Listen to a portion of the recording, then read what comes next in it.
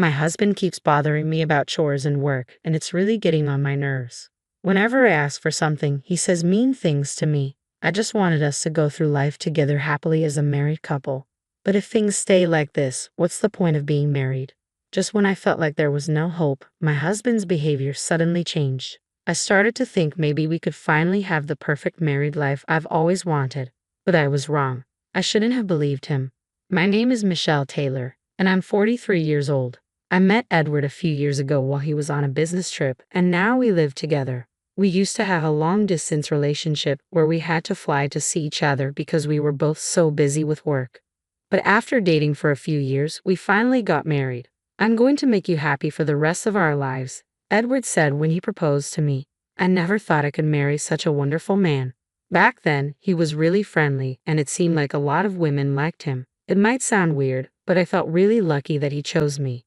Because of the distance, I moved to where he lived, and we started our life together as a married couple.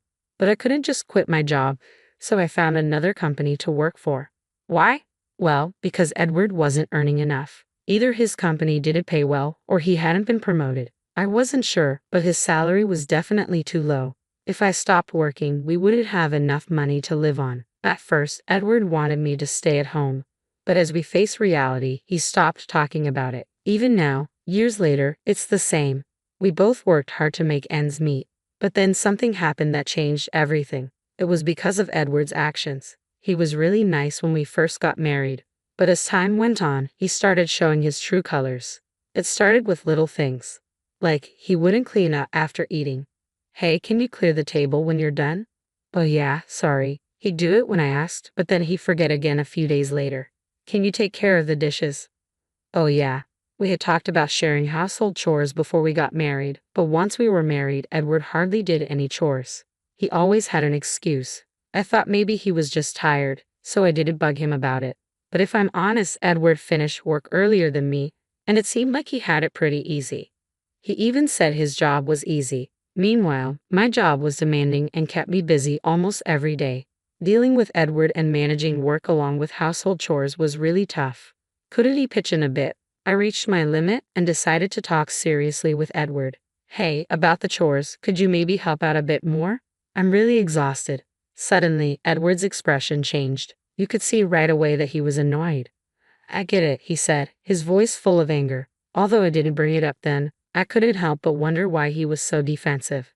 After that day, Edward's behavior changed a lot. I knew why. I had asked him to help with the chores. Thinking about it now, maybe Edward just sees me as a convenient maid. One day, after finishing work as usual, I came home to the smell of alcohol in the air. Holding back my disgust, I went to the living room. When I opened the door, I found Edward lying on the couch surrounded by empty beer cans. I figured he probably didn't go to work. Hey, what's going on? Are you alright? I asked, approaching my seemingly drunk husband. But Edward, opening his shut eyes, glared at me. Ah, so annoying, he grumbled. Annoying? His response was clearly disdainful, and he shut his eyes again. But seeing him so lost in alcohol, I started to worry. Did he have a breakdown without me noticing? Did he turn to alcohol to escape? Hey, what's with all the alcohol? I asked. Edward snapped. I told you it's none of your business. Before I could say more, he got up and started yelling at me, slurring his words. He threw insults and stormed off to his room. I was just trying to show concern. Why was I being treated like this? Alone in the living room, I cleaned up the beer cans and snack wrappers Edward left behind. Then one day, laundry and dishes were scattered around, some broken, including my favorites. Given what happened, I knew Edward did it on purpose. I wanted to confront him, but he wasn't home, though he should have been done with work. Maybe he was out drinking. He trashed the place and left. It's so mean. I called Edward, but he didn't answer. I texted, and he replied quickly. I'm not coming home tonight. No explanation. What should I do? Should I just go along with Edward's behavior? Is this my fault? It feels hopeless. I thought I did the right thing. What could I have done differently? Lost in thought, I cleaned up the mess. Later, I noticed a scratch on the floor, a reminder of this day. The next day, as he promised, Edward came back, smelling of alcohol and unsteady on his feet. What were you doing? I was really worried, I said, frustrated that he didn't even greet me. What I do is none of your business, he replied. We're married, so of course it's my business. His attitude made me even more annoyed. Pressing him further, Edward gave me an irritated look and went to his room without a word. Oh dear, a sigh escaped me involuntarily. Did I really marry someone with such a difficult personality? Where did I go wrong? Tears started flowing as I thought about it. But I wasn't giving up. If I'm patient and keep facing my husband, maybe one day he'll understand how I feel. He might spend weekends with me or even help with chores. I'm not asking for much. Right now, I just want him to be in a good mood. With that hope, I tried to talk to Edward. How was work today? Tough day. Dinner tonight is meat and potatoes. But he didn't respond well. Ignoring me became routine. He'd click his tongue and give annoyed looks. Fixing our marriage seemed impossible with Edward acting like this. Lately, he wouldn't even touch the meals I made. Eventually, I started to rethink our relationship. Should we stay married like this? Would it be better to leave him alone? The more I thought, the more negative I became. I made one last plea to Edward. Please don't ignore me when I talk to you. Surprisingly, he seemed to understand and apologize. I'm sorry. I was surprised. I never expected him to apologize. Then he said, I'll help with the housework from now on. Really? Yeah, I've been thoughtless until now, he said, gently patting my head. It felt like it had been years. It seemed suspicious, considering his past behavior. It's natural to be skeptical, but I wanted to believe Edward had changed for the better, and I let myself hope. Afterward, he truly started helping around the house. Laundry, cooking, cleaning, sometimes everything was done before I got home. I never knew Edward could cook. Sitting down in front of my beaming husband, we shared meals together. He also put more effort into his job. He used to avoid overtime, but now he mentioned studying for certifications and often stayed late. How's work going lately? I asked. It's going well, Edward replied with a smile. Our time together increased, feeling like the honeymoon phase again. But one thing bothered me. Despite claiming overtime, there was no extra pay. Since Edward never did overtime before, it was puzzling. Aren't you getting paid for overtime? I asked. He said, oh, it's for independent study. I did request overtime pay. Oh, really? I'd like him to claim it for the extra money, but I'm not familiar with his company's policies. For now, I decided to trust Edward's decision. However, I would later regret fully accepting his changes. One day, my business trip was confirmed. I would be away from home for work. Before, my business trips were shorter, but this time it's for a whole week. Excitement, anxiety, and loneliness all grew within me. When I told Bob about the trip, his reaction surprised me. A business trip? How many days? Usually he's not very interested when I mention business trips and never asks how long I'll be away. But this time, he showed interest and even asked about the duration. It seems Bob is genuinely trying to prioritize our home life. With that thought, I felt grateful to have married him. I think it's going to be a week from the week after next. Oh, okay, the week after next then. Bob started checking his calendar on his smartphone. I'm not sure about the details, but he seems busier than before. I wondered if he's become busier at work or perhaps more relied upon. Got it. Be careful, okay? Yeah, thanks. We had these conversations, and on the morning of the trip, I explained various household things to Bob.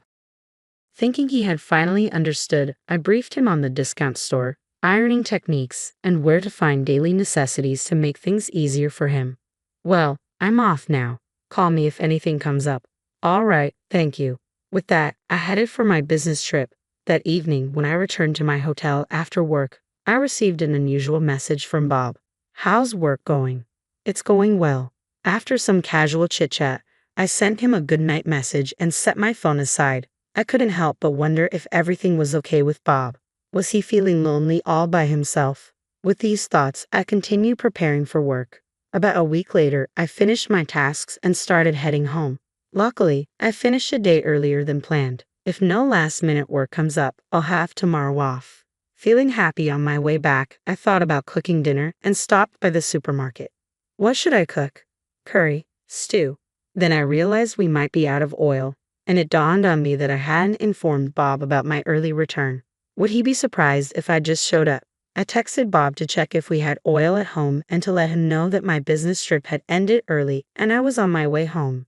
However, even after circling the supermarket, there was no reply from Bob. Was he still working? Doing overtime? Deciding not to disturb him further, I picked up a bottle of oil, thinking it's always good to have some extra. While heading home after shopping, Bob called. Hey, are you coming home now? Where are you? For some reason, he sounded panicked. Was something wrong? Yeah, I'm in the apartment elevator right now. Bob hung up without saying anything else. What's happening? Worried, I hurried to our apartment. I'm home, Edward. Are you okay? I called out, but there was no answer.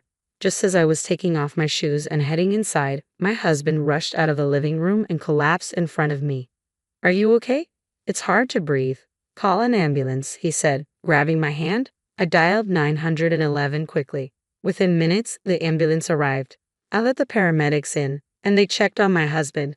Will he be okay? What's going to happen? While watching and worrying, I noticed something strange. There were a pair of women's shoes I didn't recognize. Obviously, they weren't the paramedics or mine. I felt a tightness in my chest. Glancing at the living room window, I saw women's lingerie hanging there. Could it be? Is Edward having an affair? Looking back, he did seem very panicked when I called. Maybe he was trying to hide it. I cautiously scanned the house, pretending to prepare for my husband's hospital visit to avoid suspicion. Living room, restroom, kitchen, no sign of her. If her shoes are here, she must be around, unless she escaped through a window. Finally, in the bathroom, I see a light on and a silhouette. I open the door and look at the bathtub. I can't believe what's in front of me. I wish I had been mistaken about the shoes and the lingerie. I head back to the front door. The conversation with the paramedics goes like this. You're his family, right? Please come with us. I'm sorry, there's been a mistake. The paramedics sound shocked. Edward, too, lets out a surprised sound. Ignoring them, I bring the woman from the bathroom to the front door. This woman is family, she'll come with us. Wait a minute, the woman gets flustered. Edward seems shocked, too, and suddenly sits up with force. You. The paramedics quickly try to calm down Edward, but he seems fine. What do you think? Well, he doesn't seem to be in critical condition. In the end, it's decided that Edward doesn't need immediate medical attention, but if he feels unwell again, he should go to the hospital. The room falls silent after the paramedics leave. So, what's going on here? I sit both Edward and the woman down and demand an explanation. At first, they look uncomfortable and remain silent. But as I continue to stare silently, they seem to give in. Edward speaks up. I'm sorry for the misunderstanding. She's a colleague from work. We're close, but there's nothing going on. Following Edward, the colleague chimes in. That's right. We were just having a meeting here. There's nothing going on, I promise. Now, can you explain this? Do you need to take a bath for a meeting? Do you need to dry your underwear too? I gesture to the underwear hanging in the living room. The two exchange uneasy glances, appearing troubled. I see through their facade. If you have time to come up with a strange excuse, just tell me the truth. I press them. Edward looks up, his expression heavy with guilt, and finally spills everything. I'm really sorry. I know sorry isn't enough.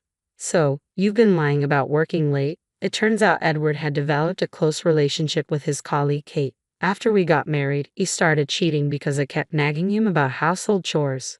But when Kate praised men who do chores, Edward started working late to meet her. I noticed the smug look on Kate's face. That explains the lack of overtime pay and his supposed certifications. It was all a facade. I understand what you're thinking.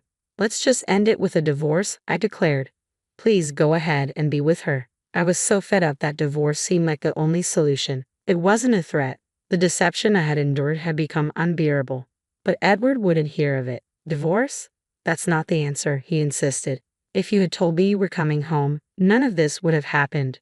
Yeah, it's not fair to come home unannounced. They both chimed in. Had I been deceived by my husband's facade all this time? The realization left me feeling pathetic. Ma'am, look, Edward really regrets it. Kate tried to calm me down. You don't truly want a divorce, do you? You're just blaming me for his cheating, she accused. Enough is enough. Let's get a divorce, I shouted, and they both recoiled. I hoped they would reflect on their actions and words. Afterward, I hired a lawyer and began preparing for divorce proceedings to claim my share of the assets. Edward kept calling, and even his parents reached out. They were understanding, and upon hearing my side, they apologized and agreed to support me in the divorce. Eventually, after likely talking to Edward, he appeared exhausted during the divorce proceedings and agreed to it without resistance.